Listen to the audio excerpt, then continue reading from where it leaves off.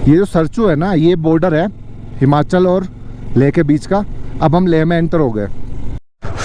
ये तांगला पास क्रॉस करते ही वापस से ये टूटे फूटे रास्ते आ गए। साइकिलिस्ट भी आए हुए हैं भाई। जो फ्लाइट से आता है उसे लगता है कि लोग कार से कैसे पहुंच जाते हैं, जो कार से आता है उसे लगता है कि लोग बाइक से कैसे पहुंच जाते हैं वहाँ पे, और जो बाइक से आते हैं उनको लगता है यार साइकिल वाले कैसे पहुंच रहे हैं, इतना मुश्किल काम कैसे कर पा रहे हैं। और वहीं पे साइकिल वालों को लगता है कि ये पैदल वाले कैसे कर लेते हैं। अभी देखो, अभी पैदल वाले की बात ही कर रहा था कि देखो ये पर्सन यहाँ पे फुट वॉक कर रहा है। देखो अब ठंड इतनी ज़्यादा है कि मेरी उंगलियां ग्लव्स में से जमने लग गई हैं बहुत ज़्यादा।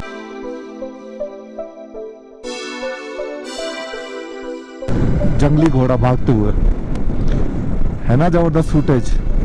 ये देखो हमारे बाइक के साथ साथ हमारी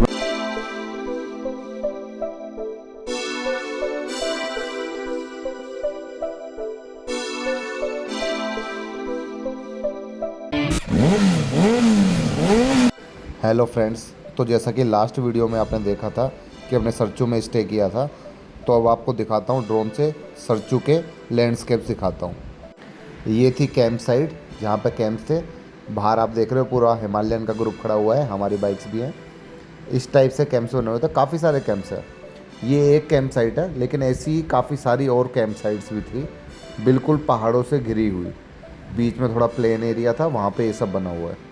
पानी की फैसिलिटी थी यहाँ पे, पानी और सोलर के थ्रू बिजली की, लेकिन हाँ पावर प्लग्स यहाँ पे अवेलेबल नहीं थे।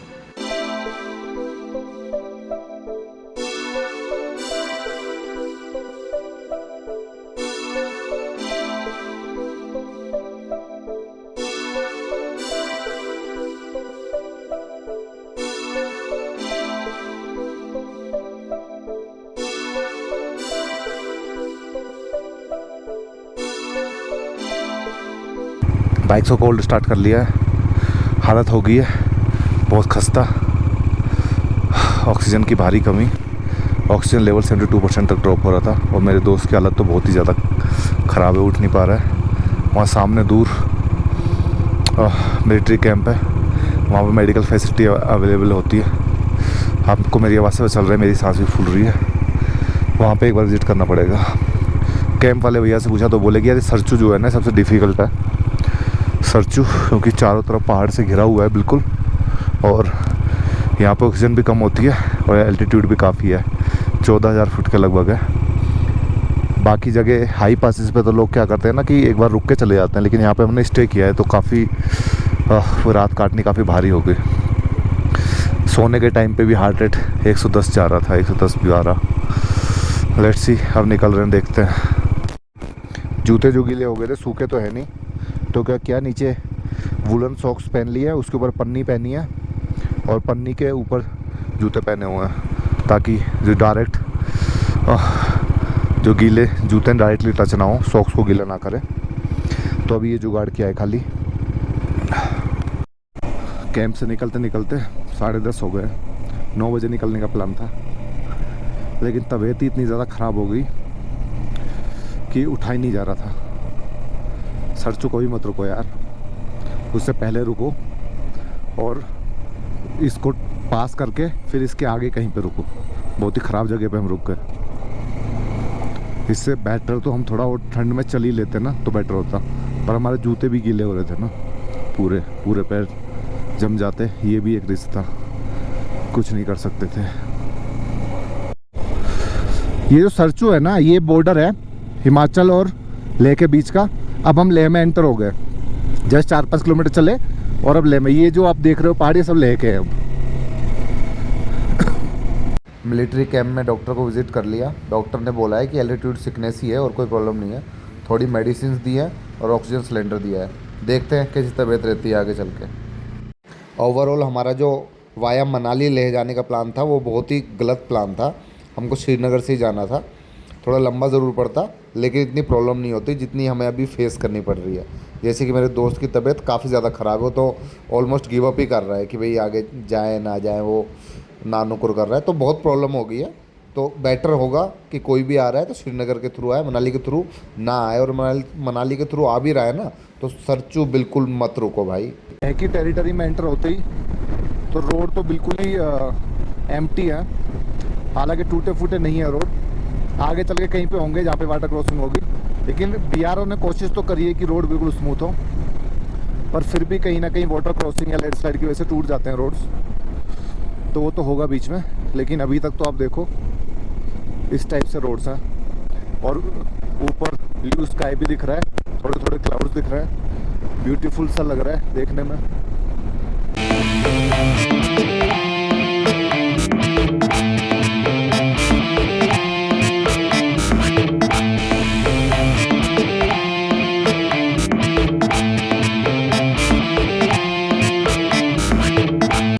एक बजा है और फिलहाल धूप बहुत तेज़ है, काफ़ी गर्मी लग रही है, तो जो विंटर जैकेट था वो मैंने निकाल दिया, आज से राइडिंग जैकेट पहना हुआ है। और यहाँ से बिल्कुल सकरे वाले रास्ते शुरू हो गए। यहाँ पे देखो आप, सिंगल लेन रोड ही है, अगर कोई दूसरी गाड़ी सामने से आती है तो इधर वाली गाड़ी को रुकना पड़ेगा। ओह, लेकिन ट्रैफिक कम है बहुत, ज़्यादातर सिर्फ पेट्रोलियम वाले ट्रक्स दिखाई दे रहे हैं।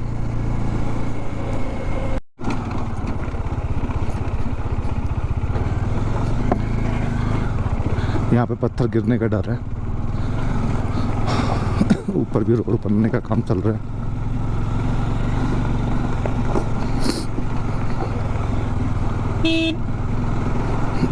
देखो जल्दी से निकाल लेते हैं भाई।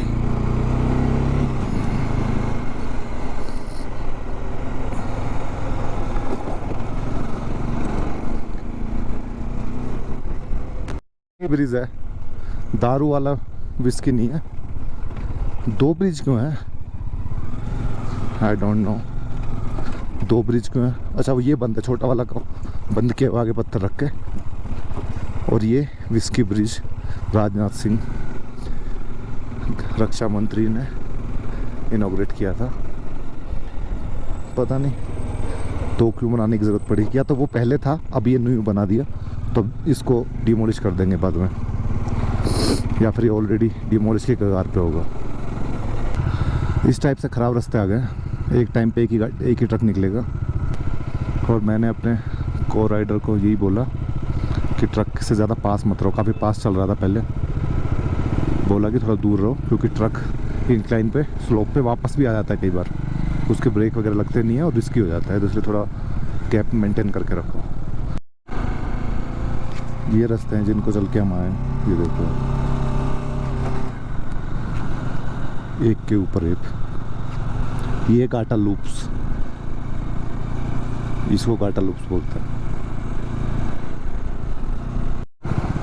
गाटा लूप्स है ये। काफ़ी नैरो रोड्स है और काफ़ी लंबा स्ट्रेच है ये। अभी ट्रक वाला स्पेस ही नहीं दे रहा है बाइक्स को निकलने के लिए भी, पता नहीं क्या इसको जल्दी लगी हुई है। देख रहा है कि बाइक्स पीछे बैक टू बैक चल रही है, फिर भी निकलने का रास्ता नहीं दे रहा है।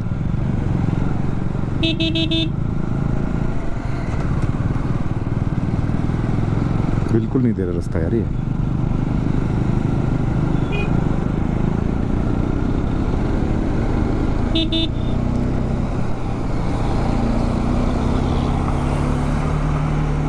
थोड़ा सा दिया लेकिन वो भी रिस्की था, तो अच्छा नहीं चला रहा है ट्रक वाला, किसी की रिस्पेक्ट नहीं करता वो।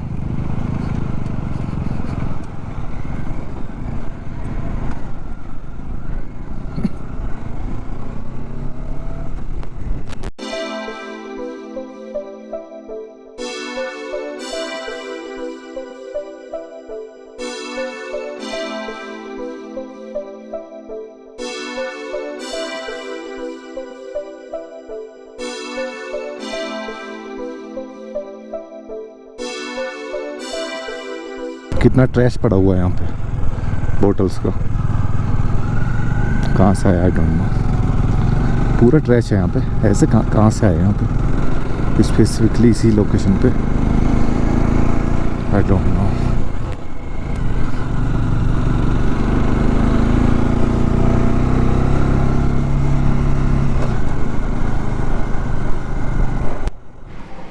Beautiful Gata loops. These are the Gata loops. ये आप देख सकते हो यहाँ पे, ये पूरा लूप लूप करके पूरा रास्ता बना हुआ है भाई साहब। पूरा ट्रक खाई से नीचे गिरा हुआ है। टफ रास्ता तो है ये, इजी तो नहीं है।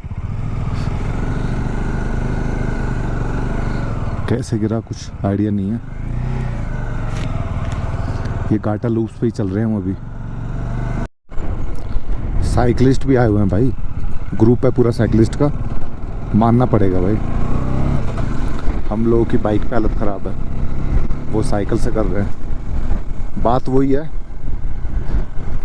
जो फ्लाइट से आता है उसे लगता है कि लोग कार से कैसे पहुंच जाते हैं, जो कार से आता है उसे लगता है कि लोग बाइक से कैसे पहुंच जाते हैं वहाँ पे, और जो बाइक से आते हैं उनको लगता है यार साइकिल वाले कैसे पहुंच रहे हैं, इतना मुश्किल काम कैसे कर पा रहे हैं। और वहीं पे साइकिल वालों को लगता है कि ये पैदल वाले कैसे कर लेते हैं। अभी देखो, अभी पैदल वाले की बात ही कर रहा था कि देखो ये पर्सन यहाँ पे फुट वॉक कर रहा है। देखो अब नाकिला टॉप पे आ गए, 15,547 फीट। बहुत ठंडी हवाएं चल रही है, जैकेट निकालना ही पड़ेगा। 210 किलोमीटर है अभी भी, कारू 175 और पांग भी अभी 30 किलोमीटर के लगभग है। हम काफ़ी देर से चलते जा रहे हैं लेकिन पहुंच ही नहीं रहे हैं कहीं पे। ऐसे रास्ते हैं अभी ये, काफ़ी किलोमीटर, 30 किलोमीटर के लगभग। रेतीले टाइप के पहाड़ हैं ये। रोड्स की कंडीशन बहुत ज़्यादा अच्छी नहीं है, बीच बीच में ऐसे ख़राब रास्ते हैं। बहुत ही डिफरेंट काइंड के टेरेंस मिलेंगे आपको। ये बिल्कुल रेतीले पहाड़ है, इनके जो पत्थर हैं वो भी रेतीले टाइप के हैं। रास्ता बहुत ही ख़राब है। आगे पांग आएगा, ये पांग तक पूरा ही ख़राब है। पांग के आगे फिर अच्छा है। हमको कुछ आर्मी ऑफिशियल्स मिले जिस ढाबे पर हम बैठे थे, वो बोले कि ले तो भूल जाओ, आज नहीं पहुंच पाओगे। पांग आसानी से पहुंच जाओगे, लेकिन पांग से आगे रूम से करके कोई जगह है, रूम से वहाँ पे रुक जाना। वहाँ पे एल्टीट्यूड थोड़ा कम है, तो वहाँ पे माउंटेन सिकनेस कम होगी, तो वही ट्राई करेंगे कम से कम हम रूम से तक पहुँच जाए।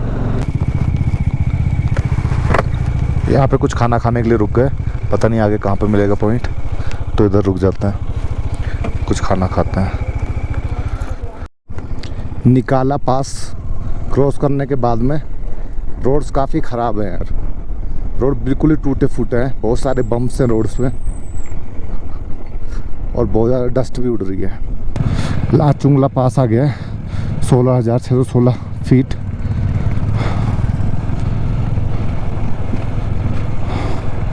लेकिन रुकेंगे नहीं हम ज़्यादातर पासिस पे, कोशिश करेंगे जितना ज़्यादा आगे जा सकें, क्योंकि 4 बजने वाले और कुछ टाइम बाद ठंड बहुत ज़्यादा पड़नी शुरू हो जाएगी। अगर हम हर पास पे रुकते रहे तो बहुत लेट हो जाएंगे। रूट पे हम चल रहे हैं, यहाँ पे नो नेटवर्क है, यहाँ पर कोई नेटवर्क अवेलेबल नहीं है। हालांकि सरचू में एक डंडा नेटवर्क का आ रहा था जिससे आप कॉल कर सकते थे। ये जो रोड है का काम है ना अभी चल रहा है, डेफिनेटली अपकमिंग टाइम में ये कंप्लीट हो जाएगा।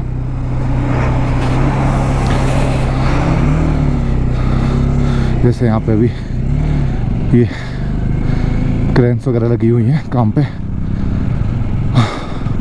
लेकिन जो भी लोग ट्रेवल कर रहे हैं उनके लिए परेशानी तो है। हम एक ख़राब रास्ते से काफ़ी देर से चल रहे हैं, और ले अभी भी 190 बचा हुआ है, और पांग भी 14 किलोमीटर है। हम सिर्फ 60 किलोमीटर चल रहे हैं अभी सरचू से, क्योंकि सरचू यहाँ से 60 किलोमीटर ही पीछे छूटा है। ये है देखो फुल मज़े, हाइलक्स में 2 एडवेंचर बाइक्स रखी हुई हैं, प्रॉपर ऑफ रोड बाइक्स। महंगी होंगी ये, अभी इसको प्रॉपर लद्दाख में ले, पर इनको तो यहाँ पे यूज़ कर सकते थे ये, पर इसको आगे ले जाएंगे, वहाँ पे कार खड़ी करके वहाँ पे यूज़ करेंगे। वाटर क्रॉसिंग आ गई है, बिना रोके निकालनी पड़ेगी, वरना तो जूते पूरे गीले हो जाएंगे।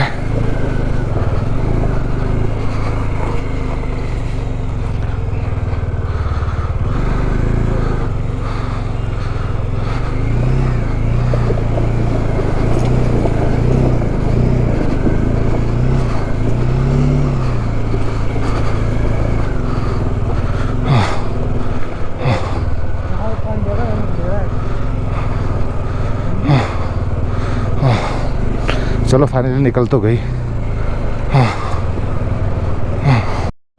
We have finally reached Pang 15,280 feet, but we will try not to stay here and move forward further. Finally सड़क मिल गई फाइनली। 105 किलोमीटर, पूरी 105 किलोमीटर की ऑफ रोडिंग करी हमने। ये ग्रेवल वाले रोड पे पूरे बॉर्डर में हो चुका है, आप देखो। और उसके बाद हमें रोड मिल गई है। ये देखो, ये जूतों की हालत है।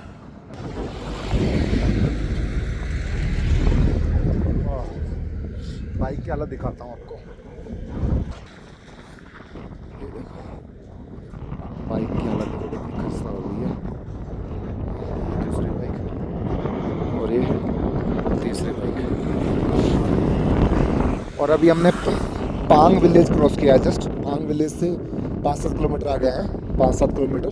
उसके बाद में ये रोड मिला है। आप देखो, वरना ऐसी धूल उड़ रही थी, ऐसी धूल थी।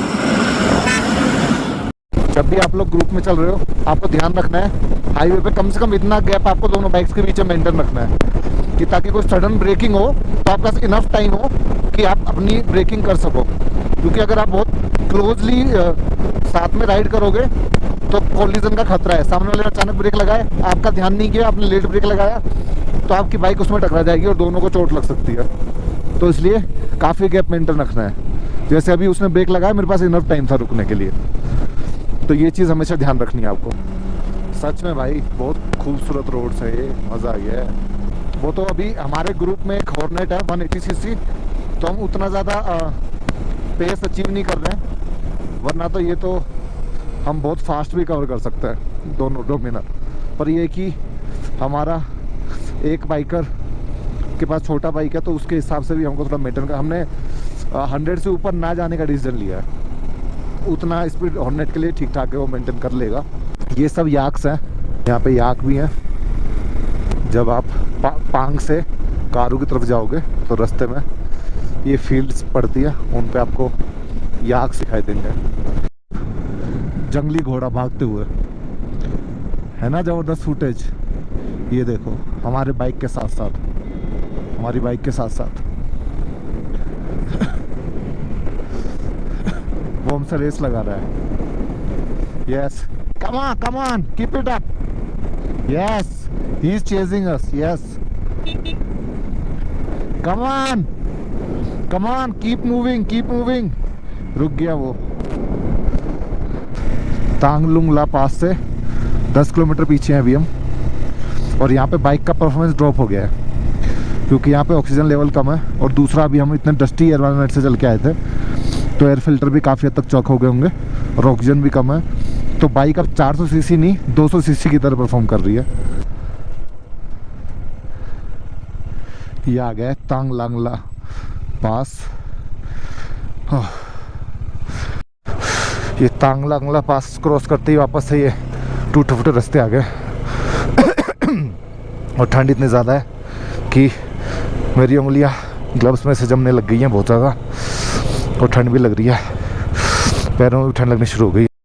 फ्रेंड्स, ऑलमोस्ट सनसेट हो गया है, 7:45 हो गए हैं और हमने 12 तारीख को मनाली पहुंच गए थे। और हमने सोचा था कि 13 को तो हम ले पहुंच जाएंगे। एक बार सोचा था कि हो सकता है हम पहुंच जाएं 13 को ले। 13 को हम पहुंचे ही नहीं, सरचू में रुके। और तो और आज 14 है और कोई चांस नहीं है कि हम आज भी ले पहुंच पाएंगे।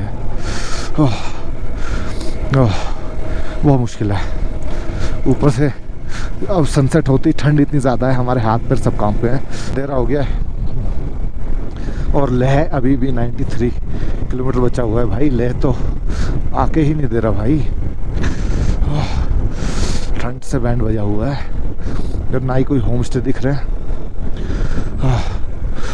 ना ही कोई होटल, ना कोई इंसान, ना इंसान की जात, सिर्फ दिख रहे हैं तो ये पहाड़ी, रेतीले पहाड़ और ये सड़क जो कहीं पे बिल्कुल बढ़िया है और कहीं पे बिल्कुल टूटी फूटी।